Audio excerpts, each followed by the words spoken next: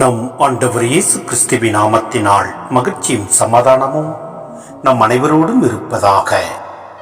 எரேமியா 15:19-21 முடிய ஆண்டவர் கூறுவது இதுவே: நீ திரும்பி வந்தால் நான் உன்னை முன்னைய நிலைக்கு கொண்டு வருவேன். என் முன் வந்து நிற்பாய். பயனில நீக்கி பயனுள்ள பேசின் நீ என் இறைவாக்கினனாக இருப்பாய். அவர்கள் உன்னிடம் திரும்பி வருவார்கள், நீ அவர்களிடம் திரும்ப வேண்டாம்.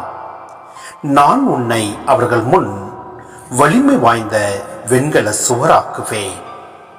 அவர்கள் உனக்கு எதிராய் போராடுவார்கள், ஆனால் உன்மேல் வெற்றி கொள்ள மாட்டார்கள். ஏனெனில் உன்னை விடுவிக்கவும் காக்கவும் நான் உன்னோடு இருக்கிறேன் என்கிறார் ஆண்டவர்.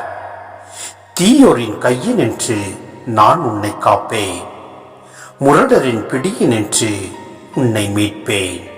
சிந்தனை: கிறிஸ்துவ வாழ்க்கை எளிதானது அன்று. மக்கள் இறை வார்த்தையை அவ்வளவு எளிதாக ஏற்றுக்கொள்வதும் இல்லை, புரிந்து கொள்வதும் இல்லை. இறை வாக்கினருக்கு தீமை செய்யவே அவர்கள் காத்திருக்கிறார்கள். இருப்பினும் இறைவன் தமது பணியை செய்பவர்களை கைவிடுவதில்லை. இன்றும் நண்பராக வாழ்வதற்கும் நல்லதை செய்வதற்கும் போராட வேண்டியுள்ளது. அடக்குமுறைகளுக்கும் ஆதிக்க சக்திகளுக்கும் பலியாக வேண்டியுள்ளது. இருப்பினும் இறைவாக்கு பணியாளர்களுக்கு இது புதிதல்ல. இது பழங்காலம் தொட்டு நிலவி வரும் வரலாறு என்பதை நாம் அறிந்து கொள்ள வேண்டும். எனவே நாம் எதை குறித்தும் கலங்காமல் நம் ஆண்டவரில் நிலைத்து நிற்க வேண்டும்.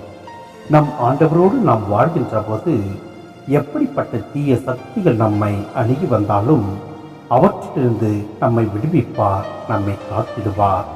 ஏனெனில் நம்மை வெண்கல சுவராக்குவார். எனவே நம் ஆண்டவரில் நம்பிக்கை வைப்போம், அவரோடு இணைந்து வாழ்வோம். எல்லாம் வல்ல இறைவன் நம்மை நிறைவாய் ஆசீர்வதிப்பார். ஆமென்.